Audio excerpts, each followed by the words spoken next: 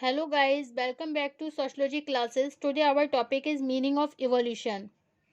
Meaning of evolution, उद्विकास का अर्थ. इससे पहले हमने social Darwinism by Herbert Spencer explain किया था. Now today our topic is meaning of evolution, उद्विकास का अर्थ. ओके. शाब्दिक रूप से अंग्रेजी के शब्द इवोल्यूशन की उत्पत्ति लैटिन भाषा के शब्द इवॉल्वियर से मानी जाती है.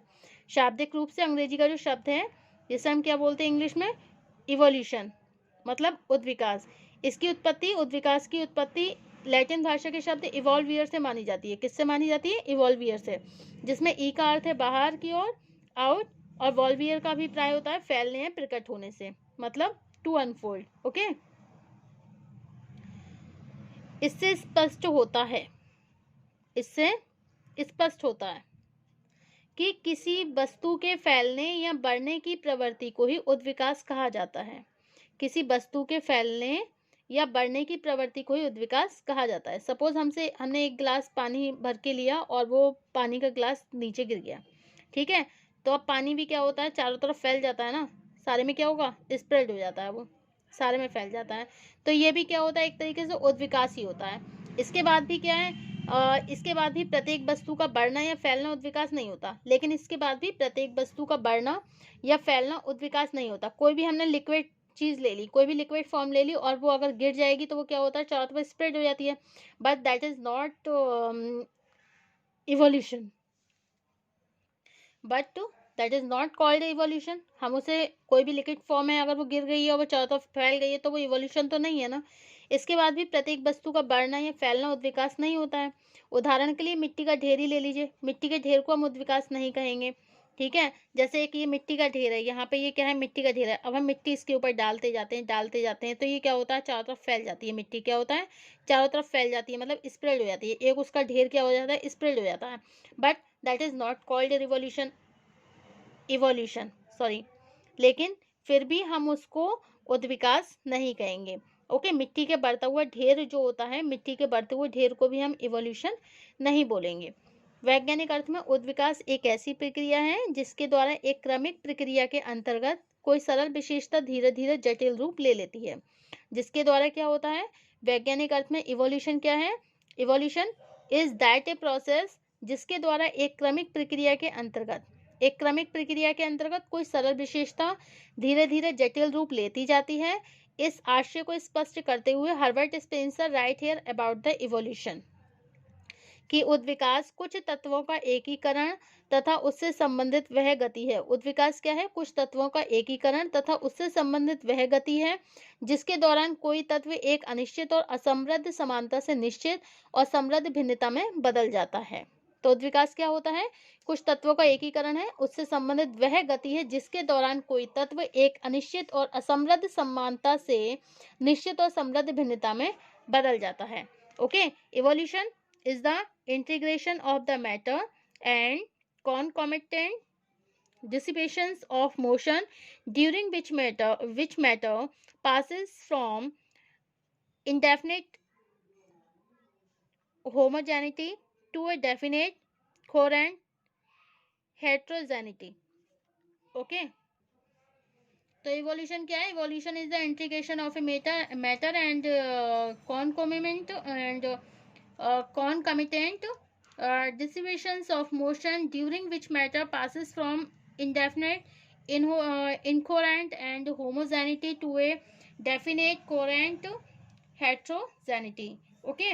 Why Herbert Spencer. तो हर्बर्ट स्पेंसर ने क्या बोला है, Herbert Spencer define the meaning of evolution कि उद्विकास कुछ तत्वों का एकीकरण तथा उससे संबंधित वह गति है जिसके दौरान कोई तत्व एक अनिश्चित और असमृद्ध समानता से निश्चित और समृद्ध भिन्नता में बदल जाता है.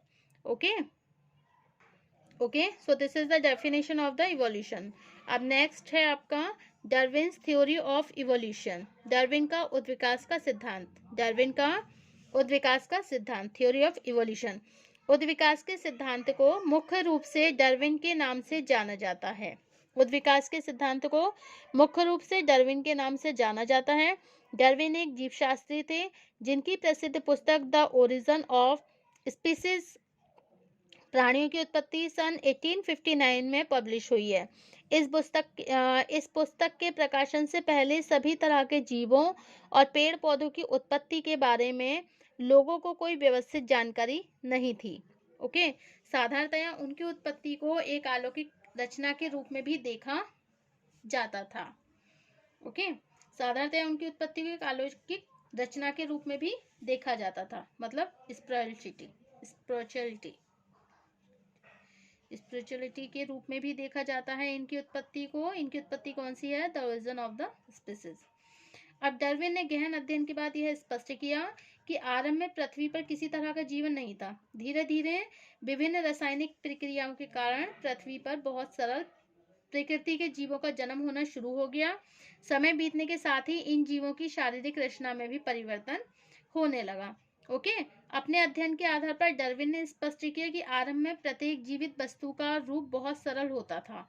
यह जो दशा है बहुत ही अनिश्चित, असमृद्ध समानता, मतलब इंडेफिनिट एंड इनकोहेरेंट होमोजेनिटी की दशा होती है। इसका तात्पर्य आरंभिक स्तर पर एक जीव के विभिन्न अंग एक दूसरे के इतने समान होते हैं कि उन्हें एक दूसरे से पृथक कर सकना बहुत ही कठिन होता है। आगामी स्तरों पर जैसे जैसे जीव का विकास होता है, उसके अब भिन्न भिन्न अंग एक दूसरे से भिन्न दिखाई देने लगते हैं। जैसे जैसे जीव का विकास होता है, उसके अंग भी भिन्न दिखाई देने लगते हैं। ओके, जैसे जैसे जीव बढ़ता है, उसके अंग कैसे होने लगते हैं? भिन्न भिन्न होने लगते हैं। ओके, तथा उन अंगों के बीच पाए जाने वाले संबंध को समझना भी संभव हो जाता है। अच्छा, उन अंगों के बीच जो भी बीच पाए जाने वाले जो भी संबंध होते हैं, उनको समझना भी संभव हो जाता है। उदाहरण के लिए एक बीज ले लीजिए, ठीक है। एक बीज को हम ले लेते हैं जिसका आरंभिक रूप जो है बहुत सरल होता है। क्या होता है? एक बीज होता है, ठीक है। बाद में क्या हो जाता है वो? ओके, तो फर्स्ट हमने पहले एक सीड ले लिया, एक बीज ले लिया। अब बीज क्या होता है? पहले देखिए पौधे का रूप लेता है, ठीक है। और बाद में क्या होता है? मतलब पहले ये ओके सीड को ले लिया, पहले वो प्लांट बन गया, then after it converted in a tree, बाद में फिर ये ट्री बन जाता है, ठीक है। तो उदाहरण के लिए हम बीज को ले सकते हैं जिसका आरंभ रूप बहुत सरल होता है, और हम यह भी नहीं जानते हैं कि पौधे के रूप में इसका आगामी रूप कैसा होगा। दूसरे स्तर पर जब हम बीज को, जैसे ही बीज वो जो है मतलब विकसित होने लगता है, तो एक पौधा बन जाता है। फिर वो पौधे के बाद में क्या होता है? एक पेड़ के रूप में बन जाता है। ओके, तब इसके सभी अंग जैसे जड़ें, तना, शाखाएं, पत्तियां एक दूसरे से अलग हो जाती हैं। अब जैसे ये इसकी जड़ें हैं, ठीक है, ओके, और क्या है? तना और शाखाएं, मतलब इसका जो ये तने हैं, ये शाखाएं वगैरह, ये सब कैसी हो जाती हैं? इनकी शाखाएं और पत्तियां कैसी हो जाती हैं? सब एक दूसरे से अलग हो जाती हैं। कैसी हो जाती हैं? बिल्कुल अलग हो जाती हैं। इस प्रकार निश्चित रूप में और समानता की दशा भिन्नता के रूप में सामने आने लगती है। साथ ही पौधे या वृक्ष के सभी अंग अलग अलग कार्यों के द्वारा उसके पोषण में सहायता देते हैं। उदाहरण के लिए जड़ों से पेड़ को भोजन मिलता है। जैसे ये जड़ है, ठीक है, तो इसको भोजन किससे मिल रहा है? किससे भोजन मिल रहा है? इसको, जड़ों को भोजन किससे मिल रहा है? अरे जड़ को भोजन पेड़ से ही तो मिलेगा। जब पेड़ के ऊपर पानी गिरता है, जैसे इसके ऊपर बूंदे गिरती हैं, बारिश की बूंदे गिरती हैं, तो पेड़ में जाती हैं, ठीक है। जब पेड़ से, तो पेड़ों से भोजन किसे मिलता है? जड़ों को मिलता है। ओके, तो क्या होता है? जड़ों से पेड़ को भोजन मिलता है। टहनियाँ उसकी वृद्धि में सहायता करती हैं, और जो टहनियाँ होती हैं वो उसकी वृद्धि में, मतलब इसको बढ़ाने में, इसको बढ़ने में सहायता करती हैं। छाल से पेड़ पर गर्मी और सर्दी का अधिक प्रभाव नहीं पड़ता है। अच्छा, इसके ऊपर जो छालें होती हैं, इसके ऊपर क्या होती है? छाल होती है। पेड़ के ऊपर क्या होती है? छाल होती है। इससे क्या होता है? छाल से गर्मी, सर्दी, इससे ना इस पेड़ पर कोई प्रभाव नहीं पड़ता है, ठीक है।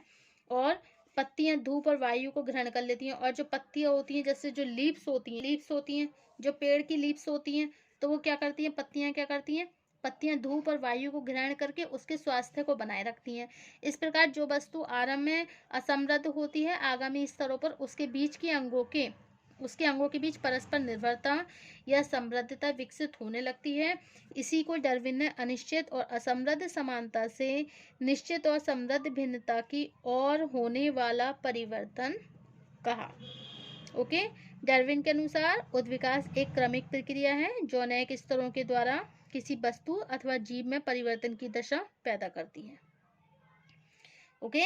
उदाहरण के लिए मानव की आरंभिक रचना नर बानर जैसे चिंपैंजी, ओरंगुटान, गोरिल्ला के रूप में थी। पहले इंसान कैसा था? गोरिल्ला की तरह था, ठीक है, चिंपैंजी की तरह था, बानर बंदर के रूप में था। मानव नर बानर के रूप में ही सभी तरह की क्रियाएं और व्यवहार करता था। दूसरे स्तर पर जब वो दो पैरों पर खड़े होकर उसने चलना शुरू कर दिया तो उसके पैरों की बनावट में परिवर्तन होने लगा। पेट का आकार संतुलित हो गया। आगामी स्तर पर नीचे की ओर जो लटका हुआ जो उसका मुंह था चपटे आकार का हो गया, ठीक है। नाक और कान की बनावट में भी परिवर्तन स्पष्ट होने लगा। इन स्तर पर अधिकांश काम हाथों के द्वारा होने लगे, जिससे उनकी उंगलियां पतली और संतुलित बनने लगी। मुंह के हिस्से पर रक्त का दबाव न रहने पर मानव की जो जीभ है वो इतनी पतली हो गई कि स्पष्ट रूप से कुछ शब्दों का वो उच्चारण करने लगा। इस प्रकार लाखों वर्षों की अवधि में मानव की जीव रचना एक अनिश्चित और असमृद्ध समानता से निश्चित और समृद्ध भिन्नता में बदल गई। आरंभिक स्तर पर जिस मानव का जीवन बहुत सरल था, विकास के प्रत्येक अगले स्तर पर उसका जीवन लगातार पहले की तुलना में अधिक जटिल होता गया। ओके, तो पहले मानव किसकी तरह था? बिल्कुल नर की तरह था, मतलब नर पहले किसकी तरह था? सॉरी, बानर की तरह था, चिंपैंजी गोरिल्ला की तरह था। लेकिन जैसे जैसे उसने पैरों के सहारे पर खड़े होना शुरू कर दिया, उसके पैर भी कैसे हो गए? उसके लिए उसके विकास में सहायता देने लगे, मतलब उसको सपोर्ट करने लगे। फिर उसकी उंगलियां भी पतली होने लगी, ठीक है, उनका भी संतुलित विकास होने लगा। फिर उसकी जीभ भी पतली हो गई और जो मुंह चपटा था वो भी ठीक होने लगा। इससे क्या हो गया? व्यक्ति जो है एक जानवर की मतलब जानवर की तरह था, लेकिन बाद में वो एक इंसान का रूप लेने लगा।